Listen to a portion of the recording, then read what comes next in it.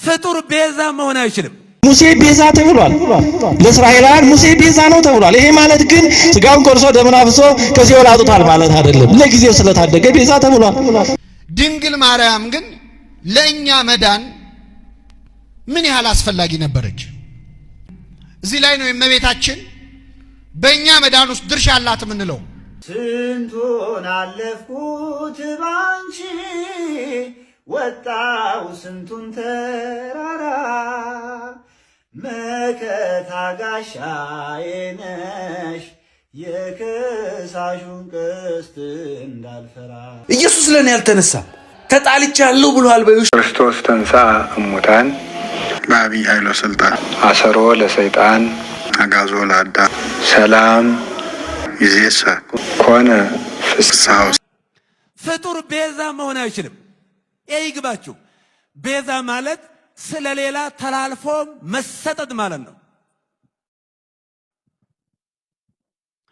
ነይ እምዬ ማርያም ቤዛ ነሽ አሉ ለዓለም። እርግጥ ነው በደሙ በተደረገ ቤዛነት ያዳነን አምላካችን ኢየሱስ ክርስቶስ ነው። ድንግል ማርያም ግን ለእኛ መዳን ምን ያህል አስፈላጊ ነበረች? እዚህ ላይ ነው የእመቤታችን በእኛ መዳን ውስጥ ድርሻ አላት የምንለው። መቼ እንደተጸነሰ ሰዎች ይረሱታል። እግዚአብሔር አምላክ ሰው የሆነው መቼ ነው? ገብርኤል መጥቶ ትጸንሻለሽ፣ ደስ ይበልሽ፣ ጸጋ የሞላብሽ ወይ ሲላት ጸንሳለች? አልጸነሰችም? አልጸነሰችም። ወንድ ልጅ ትወልጃለች ሲላትስ ተጸንሷል? አልተጸነሰም። ዘመድሽ ኤልሳቤጥ ከጸነሰች ስንት ወር ሆናት? 6 ወር ሲል ተጸንሷል? ምንድን ነው የሚጠብቀው እግዚአብሔር ለመጸነስ? እነሆኝ የጌታ ባሪያ እንደ ቃልህ። ልክ ይህንን አረፍተ ነገር ተናግራ ስትፈጽም እግዚአብሔር ከሰማይ ወርዶ በእኛ መካከል ተገለጠ። የሁላችን ድህነት በድንግል ማርያም ማኅፀን ውስጥ የዚያን ጊዜ ተጀመረ። ልብ አድርጉ ምእመናን። እመቤታችን እነሆኝ የጌታ ባሪያ እንደ ቃል ይሁንልኝ የሚለውን ቃል ሳትናገር ለአንድ ሰዓት ዝም ብትል ኖሮ የሁላችንም ድህነት ለአንድ ሰዓት ይዘገይ ነበር። የእኛ መዳን የሚጀምረው ይሁንልኝ ብላ እሷ ስትቀበል ነው። ፍጡር ቤዛ መሆን አይችልም። ሙሴ ቤዛ ተብሏል። ለእስራኤላውያን ሙሴ ቤዛ ነው ተብሏል። ይሄ ማለት ግን ስጋውን ቆርሶ ደሙን አፍስሶ ከሲኦል አውጥቷል ማለት አይደለም። ለጊዜው ስለታደገ ቤዛ ተብሏል። ቤዛ ተቀዳሚ ተከታይ የሌለው አንድ የእግዚአብሔር ልጅ ብቻ ነው። ሌሎችም ቤዛ የተባሉ አሉ። ኃጥእ ጻድቅ ቤዛ ነው ይላል መጽሐፍ ምሳሌ ላይ። ይሄ ማለት ግን ኃጥእ ሰው ጻድቁን ሞቶ ያድነዋል ማለት አይደለም። ሚካኤል ቤዛ መሆን አይችልም። ገብርኤል ቤዛ አልሆነም። አብርሃም ቤዛ አልሆነም። የትኛውን ፍጡር ቤዛ አልሆነም።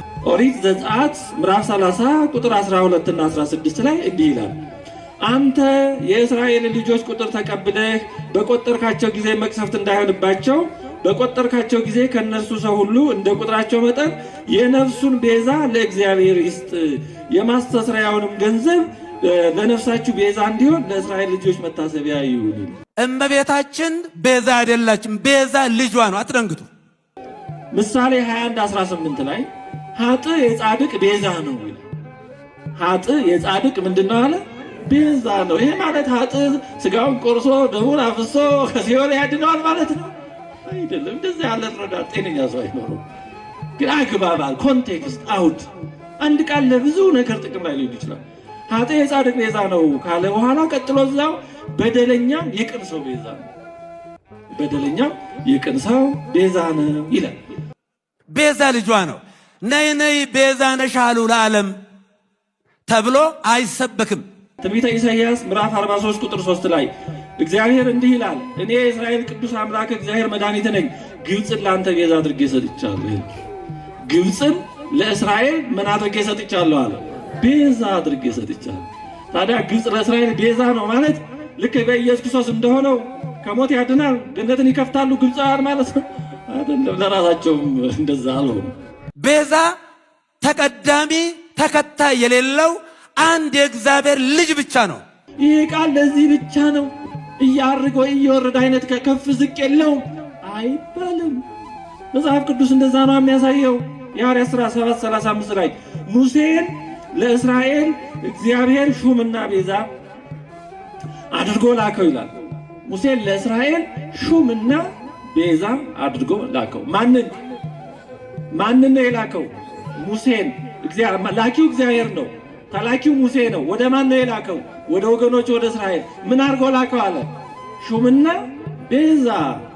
ቅዱስ እስጢፋኖስ ነው ያንን የብሉይን ታሪክ ተርኮ ሲነግራቸው ሹምና ቤዛ አድርጎ ላከው። ታዲያ ሙሴ ለወገኖቹ ቤዛ ከነበረ ሌላ ቤዛ አያስፈልግም ማለት ነው? ሙሴ የክርስቶስን ቤዛነት ይሻማል ማለት ነው? በጭራሽ እንዲህ ያለ አረዳድ የለም።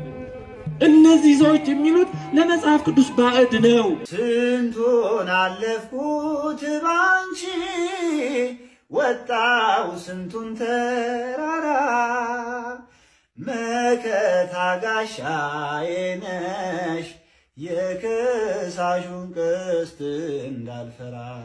ኢየሱስ ለኔ ያልተነሳ ተጣልቻለሁ ብሏል። በዩሺ ጉሚ አንቺ የታባሽ ትሄጃለሽ? ቤተ ክርስቲያን ነው የምሄደው። እባክህ ተወኝ። ንገሪው፣ ደጅህን አልረግጥም ተጣልቻለሁ ብሏል። በዩሺ ለምን? እሱ እኮ ለአንተ ምን የተነሳው? ዝም በይ። ኢየሱስ ለኔ ያልተነሳ ለኔ ቢነሳ ኖሮ ሴት ደፈርክ ብለው ከመቅደሱ ሲገፉኝ አያይም ነበር? አባቴ ሙዳይ ምጽዋት አሰበርክ ሲሉት ሲያባርሩት አይሰማም ነበር? አባቴ እድሜ ዘመኑን ላገለገለው ሞት ይገባው ነበር? ምን? አባ ሳሌ ሞቱ? ይቅር በለኝ። እኔ ነኝ በደለኛዋ። እኔ ነኝ ያሳደድኩ። ያን አፍቅሬ ስለማመጥ እምቢ ስትለኝ መናቂ አብሽቆኝ እኔ ነኝ ያስወራውብህ እንጂ አንተ ንጹህ ነህ። አባትህም ሙዳይ ምጽዋት አልሰበሩም። እባክህ ማረኝ። ደፈረኝ ብዬ በፈረድኩብህ ተደፍሬያለሁ። አባትህም በገደልኩ ተደፍሬ የጸነስኳት ልጄን አጥቻለሁ። አሁን ግን መንከራተት በቃኝ። እባክህ ማረኝ። ተነሺ። አሁን ሁሉም አብቅቷል። ነጠላዬ ተቀዷል። ዳዊቴም ታጥፏል። ክህነቴ ጠፍቷል። አይሆንም፣ አይሆንም። አልተውህም። ሳይወድቁ መነሳት፣ ሳይሞቱ ትንሣኤ የለም። ክርስቶስ ሞትን ድል አድርጎ የተነሳው የኃጢአት ሞታችንን ድል አድርገን እንድንነሳ ከባርነት ወደ ነፃነት እንድንሻገር ነው። ዛሬ ሞት የሞተበት ቂም የተሻረበት የእርቅ ቀን ነው። አንተም በእግዚአብሔርና በካህናቱ ቂምህን ተወው። ይቅር ካልክ ዛሬም ታሸንፋለህ። ይኸው ነጠላው፣ ይኸው ዳዊቱ፣ ክህነት ደግሞ ክህነት ያልፈረሰ እኔም በተንኮል ሴቶችን አስፈራርቼ ከመቅደሱ ለመመለስ እንጂ አልሰከርኩም።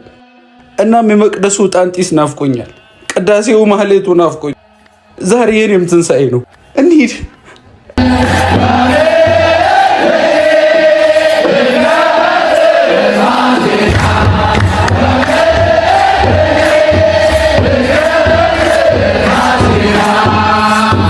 ይህንን ጉድ ብቻ እዩልኝ። ለሊት ቅዳሴ ያልቆ 9 ሰዓት ላይ ስንወጣ ከቤተ መቅደስ ይሄን የጠበቀን የሆላንድ ዮገርት ባለቤቶች ላስቀደሰው ሰው በሙሉ ለእያንዳንዳችን ውጭ ላሉት ምስኪኖች ለሁሉም ዮገርት እንደዚህ እየሰጡ ነበረ። በጣም ነው የገረመኝ። እስቲ አመስግኗቸው። ጠጥታችሁ እዛው ጥላችሁ ሄዳችሁ ሰዎች ደግሞ በጣም ታሳዝናላችሁ። የኔ 2 ወንድሞች ናቸው ቤተክርስቲያኑ ሲያጸዱ ያመሹት።